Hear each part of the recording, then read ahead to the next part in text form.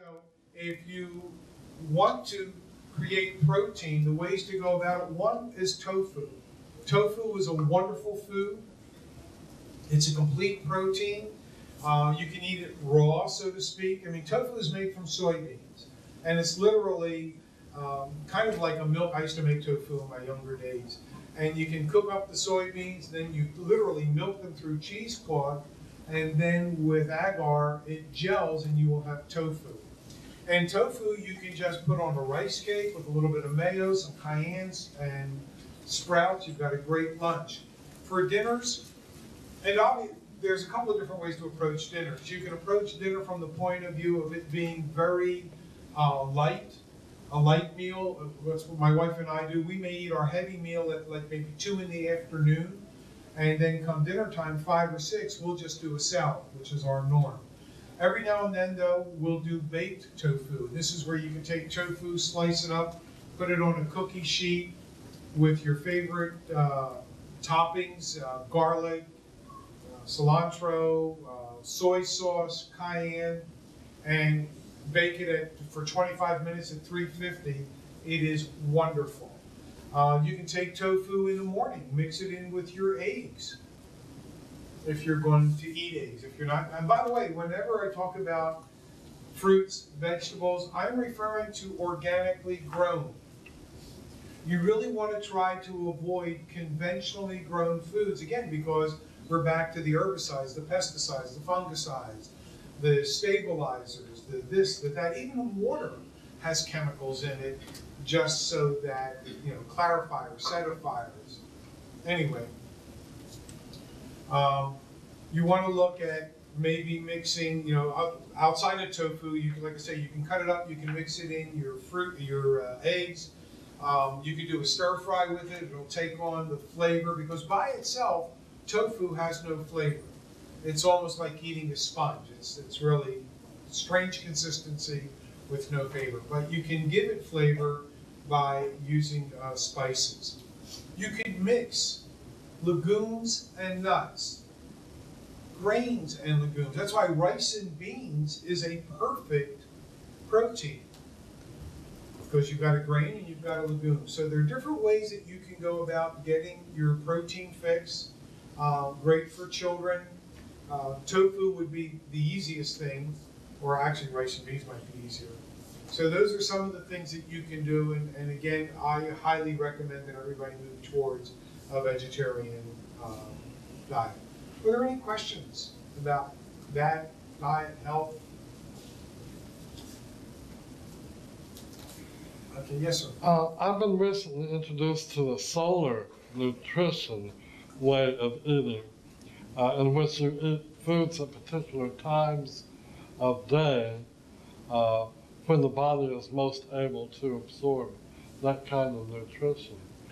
Do you have any information on that? No, that's an interesting approach. I've not heard that before, so this must be something new, solar nutrition. Well, in the mornings you eat things that grow on trees, fruits and nuts.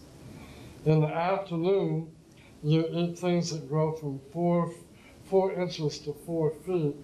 That would be, your tomatoes, sunflower seeds, all those vegetables, grapes, that grow in that area. And then at night, you eat roots and things that grow in the ground and under the ground. You can Google it, solar nutrition. Solar nutrition. It's an interesting concept. The whole thing with nutrition, and you bring up a really good point, is that there are many different philosophies and theories, and what they say about opinions. And it's the same thing here. Because if you go back, there's if I remember correctly, the Shelton way of eating, which was food combining. You never ate wet fruits with nuts. You never ate fruits with proteins. I think you eat your your carbohydrates first, your protein second, your fats last. And then you have Adele Davis, which some of us grew up on, or at least fed our kids based on the Adele Davis way. And does anybody remember the Adele Davis method of eating? Yeah. Remember what she would say? You ate like a king in the morning, a prince in the afternoon, and a pauper in the evening. You know, because we don't do anything at night. See, and when I hear root things, it makes me think potatoes, sweet yams, tubers, Carrots. okay? And yet, and these are heavy carbohydrates, and you're going to eat these at night. I could just see us kind of packing on the weight a little bit more.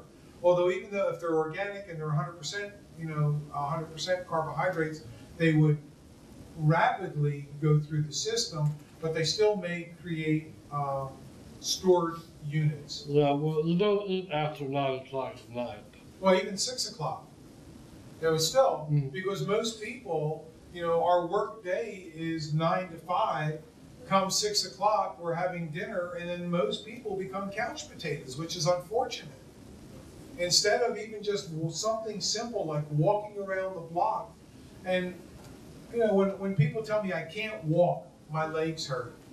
My statement to that is, join the Y, join a gym that has a pool, go in the deep end, hold on to the sides, and walk.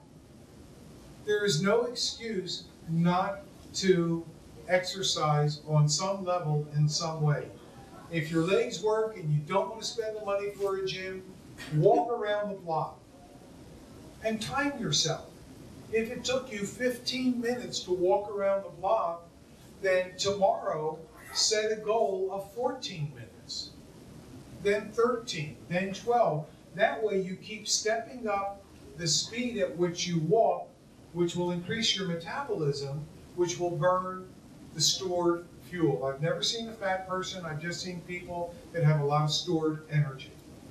And so by exercising in some way, shape, or form, you'll help get rid of that. And then just, once you get down to doing it in 5 minutes, add on a block. Now you got 2 blocks to go around. See how long that takes you, and the same process.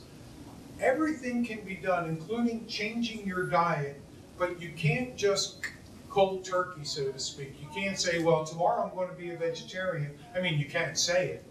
That tomorrow I'm going to be a vegetarian, I'm not going to eat any more meat ever again.